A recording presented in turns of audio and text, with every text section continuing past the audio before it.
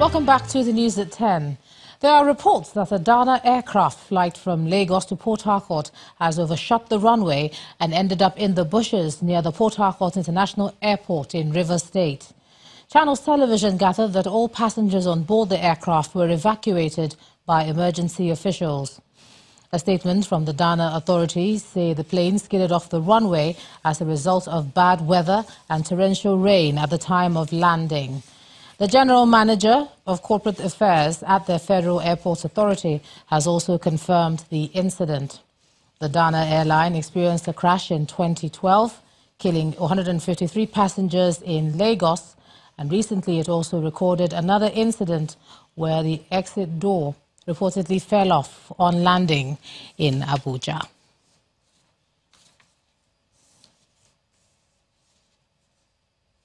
Let's take a look at some sports news. Now here's Ayotunde Balogun. Betway, the premium online sports betting experience, is now live in Nigeria.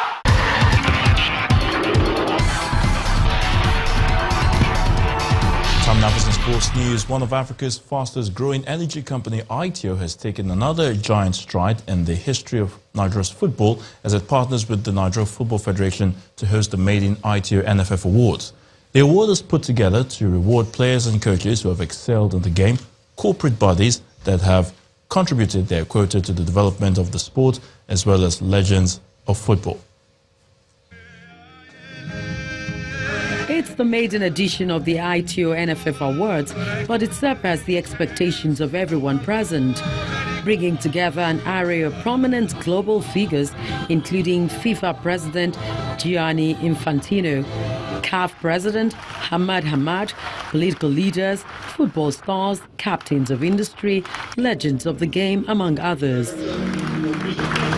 ITO is excited that its success in partnering with this year's CAF Awards has spurred the brand to join the nation's football governing body to reward and inspire the major actors in the Nigerian football space. ITO is our organization that is committed to the vision of every African, particularly the youth. Our business principle is framed around encouraging and empowering the teeming youth population in Nigeria and Africa to realize their potentials, whether in sports or in any chosen endeavor.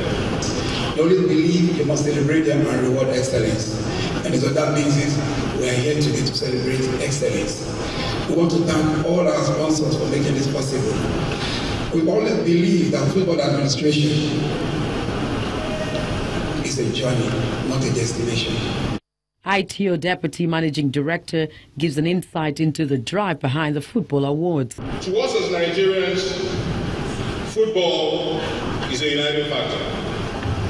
It is one of the major things that blurs social, economic and ethnic lines and brings us together at the same table to cheer our legends, and that is the reason why we are here today.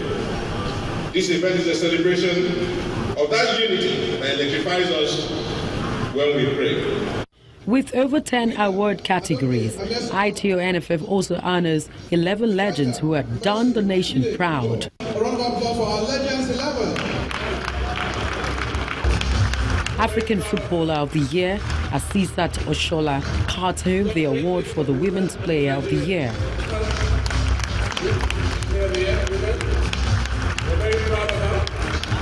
While Victor Moses takes the men's award. So, the winner, Victor Moses. Understandably so. The award night comes only 6.5 weeks after the ITO CAF Football Awards, and this has confirmed to the country's football authorities and corporate bodies that there is reward for hard work and excellence. The Confederation of African Football has approved the Agege Stadium as the home ground of MFMFC for the 2018 CAF Champions League.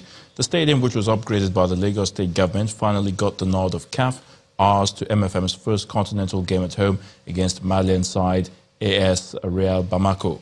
CAF Match Commissioner Martinez Gomez commended the Lagos State government for getting the stadium ready on time in line with CAF directives when MFM qualified for the Champions League. That's a wrap on sports news. The news at 10 continues in a moment.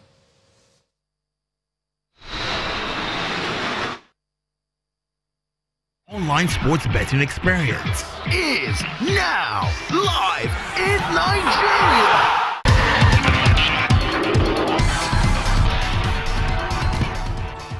Thanks a lot, Ayotunde. Now, the Senate is condemning the demolition of the building belonging to Senator Sulaiman Hukunyi, who also serves as the office of a faction of the All Progressives Congress.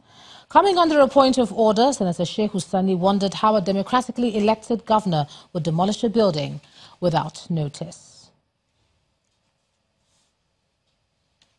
In the US-based Peace Institute, Peace Tech Lab believes that the use of technology, the media and data will help achieve a credible resolution to conflict and peace building. Now, that explains why experts in technology are collaborating with their counterparts in conflict management and fellows from conflict zones to develop and deploy new tools to stabilize peace across the world. Our correspondent in Washington, Maria Burt, spoke with the Chief Executive Officer of Peace Tech Lab. Tech Lab is one of the few organizations that is dedicated to figuring out innovative ways to use tech, media, and data to prevent conflict and promote peace building. You know, you hear all the time about how tech is being used for the bad stuff, fake news, for recruiting terrorists, funding terrorists, all kinds of evil applications. But, you know, tech is just a tool for good or for bad. Peace Tech Lab is really dedicated. Its mission is to amplify its power to save lives above its power to take it. The work of the Peace Tech Lab goes far beyond the walls of the U.S. Peace Institute. Right now, the work we're doing in Kenya during these very contentious elections, and how we've partnered with a number of other organizations to create a peace text platform whereby we're able to get text messages from hundreds of thousands of subscribers in some of the most violent places, potentially violent places in the country. We're able to get kind of early warning text messages, validate, verify those, and then send response teams to try to dampen down the potential for violence. The Peace Tech Lab was created by the United States Institute of Peace in order to really double down on leveraging the power of tech for peace building. So we're continuing to partner with a lot of private sector technology companies. We have a great partnership with C5 Accelerate and Amazon Web Services and SAP for our Peace Tech Accelerator. We have a great partnership with Channels Broadcasting in Nigeria, as well as Hum Broadcasting in Pakistan and other broadcasters. So the future of the Peace Tech Lab is about extending this network of peace builders and also, ultimately, putting more Peace Tech Labs in the places where they can be of the most benefit, such as our Peace Tech Lab Kenya, and we're looking at other countries to begin. The future of the Peace Tech Lab resides in countries where conflict and unrest are prevalent. South Africa's new president, Cyril Ramaphosa, has revealed plans to screen the lifestyle of government officials. The president, who's vowed to fight corruption in South Africa, says he's working on a new government team and will announce the changes later. And the main news again. The Nigerian army today launched Operation Catrace to tackle farmers and herdsmen crisis in the north-central region of the country, and the Chief of Army Staff ordered troops to go after arms-bearing herders and militia or face court-martial. And that's the news at 10 tonight. Thanks so much for staying with us. I'm Ijoma Bunyato. Good night.